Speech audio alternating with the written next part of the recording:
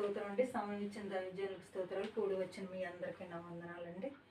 మనం వాక్యంలోనికి వెళ్దాము. చిన్న ప్రార్థన చేసుకుందాం. మహాగండ మహోన్నతుడేసయ్య సర్వేశ్వర స్తోత్రం, సర్వకృపానిధి స్తోత్రం, ఆది సంభూతుడ స్తోత్రం, మధ్యరైతుడ స్తోత్రం. నీకు వందనాలు స్వామి, స్తోత్రాలు చెల్లిస్తున్నామయ్యా. ఇదిగో ప్రభా, నీ వర్తమానంలోకి వెళ్ళినప్పుడు ప్రభు మాకు కావలసిన ఆత్మీయ ఆహారాన్ని మీరు విరిచి వడ్డించిన ప్రతి ఒక్క బిడ్డతో మాట్లాడి సహాయం చేయమని, నాలో మీరు నీ పరిశుద్ధాత్మ శక్తిని నింపమని యేసునామ దర్భతంలో వేడుకొంచున్నాము. వందనాలండి.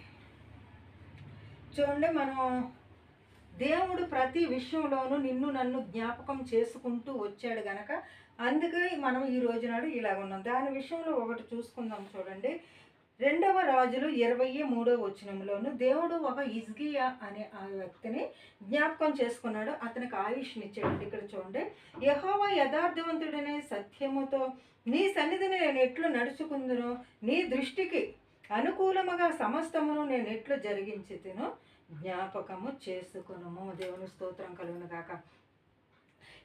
హిజ్కియా గారికి మరణకరమైన వ్యాధి వచ్చిందండి. ఆ వ్యాధి ఒకవేళ బాగుపడాలి అని అనటానికి లేకోకుండా ఇంకా మరణం దగ్గరికి వచ్చింది అనేసి దేవుడు ఒక వ్యక్తిని తన దగ్గరికి పంపించి ఉన్నాడండి. అతను వచ్చి చెప్పి ఉన్నాడు, ఇలాగ నీకు మరణకరమైన వ్యాధి వచ్చింది, నువ్వు మరణానికి దగ్గర పడ్డావు కనుక నువ్వు చాలా జాగ్రత్త, నువ్వు ఇంకా దేవుని సన్నిధికి వచ్చేయాలనేసి చెప్పగానే ఇతడు హిజ్కియా ఏం చేశాడంటే ముందుగా అయ్యో నేను చచ్చిపోయే సమయం వచ్చింది, నాకున్న ఆస్తులన్నీ నా పిల్లలకి ఇచ్చేయాలి, నా అప్పులు వారు ఉంటారు, వాళ్ళు ఉంటారు, వీళ్ళు ఉంటారు, ప్రతి దానికి నేను ఇలా చేసేయాలనేసి అతడు ఏమీ అనలేదండి.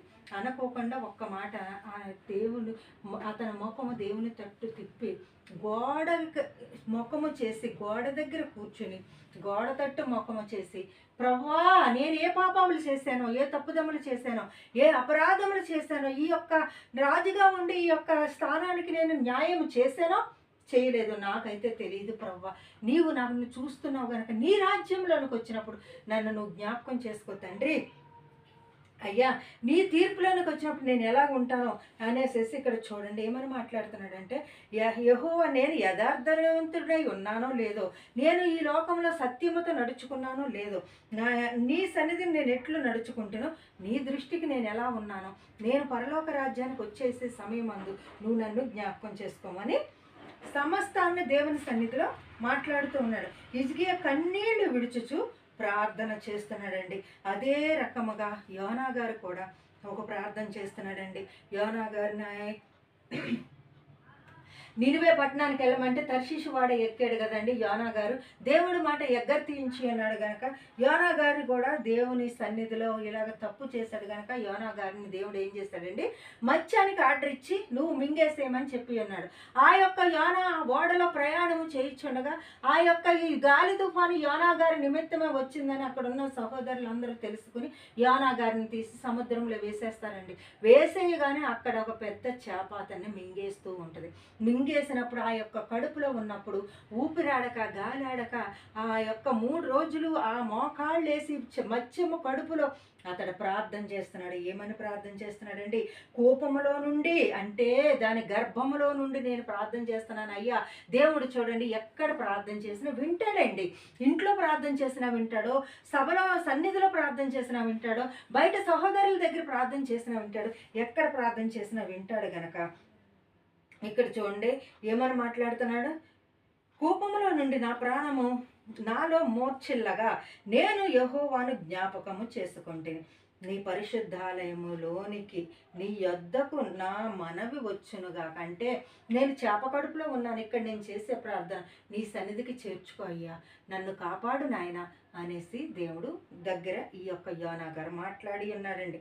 ఇక్కడ చూడండి లోకాసు వార్త 23:42లో కూడా యేసుక్రీస్తు వారు, యేసు నీ రాజ్యంలోనికి వచ్చినప్పుడు నన్ను జ్ఞాపకము చేసుకొనుమని యేసుక్రీస్తు వారికి అటుపక్కనే ఇటుపక్కనే కుడికి ఎడమకి వేసిన సిలువ వేసిన దొంగలు మాట్లాడుచూ ఉండగా ఇక్కడ చూడండి నన్ను జ్ఞాపకం చేసుకోమని ఈ దొంగ ఎప్పుడైతే అన్నాడో వెంటనే నేడు నువ్వు నాతో కూడా పరదేశంలో ఉండు అనేసి మాట్లాడి ఉన్నాడండి.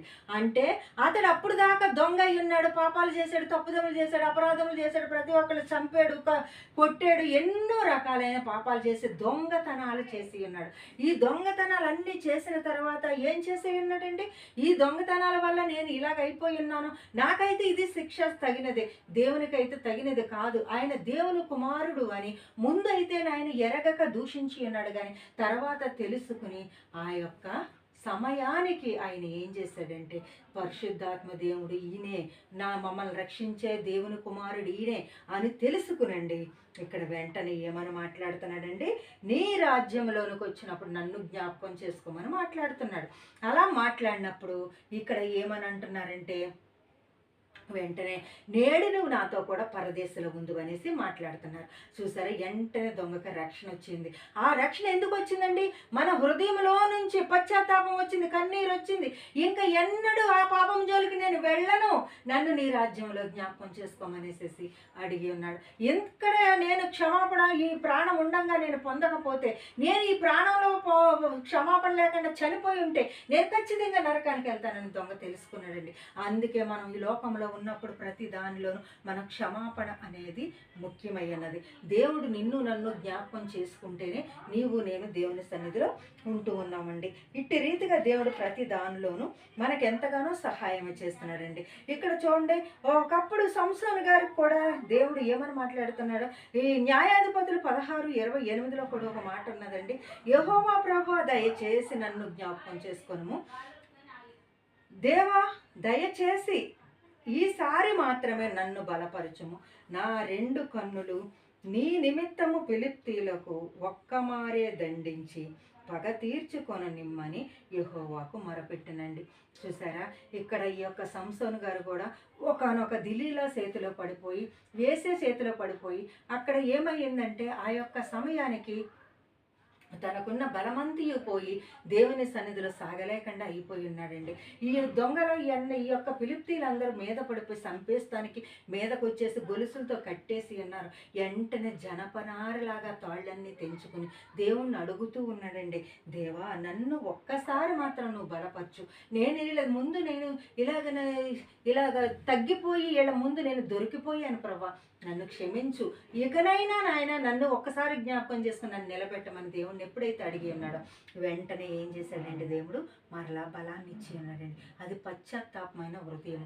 ఇక్కడ దేవుడు నిన్ను నన్ను జ్ఞాపకం చేసుకోవాలంటే మనలో నుంచి పశ్చాత్తాపం, కడుపులో నుంచి. చూడండి, నీ పెదవుల ప్రార్థన ఎవరు వినరు, దేవునికి అసహ్యమై ఉంటుంది. నీ యొక్క హృదయపూర్వకమైన ప్రార్థన, హృదయపూర్వకంగా నువ్వు దేవుణ్ణి పశ్చాత్తాపడి అడుగుతూ ఉన్నావంటే దేవుడు నిన్ను నన్ను తప్పకుండా జ్ఞాపకం చేసుకుని కావలసిన ఆశీర్వాదాన్ని ఇస్తాడు. మన యొక్క ఆపదలన్నింటినీ దేవుడు తప్పిస్తాడు. దేవుడు రక్షణ ఇచ్చి తన పరలోకానికి మనల్ని తీసుకెళ్తాడండి. దేవుడు ఈ కొద్ది మాటలో దీవించి ఆశీర్వదించును గాక. ఆమేన్. మీ అందరికీ నా వందనాలండి.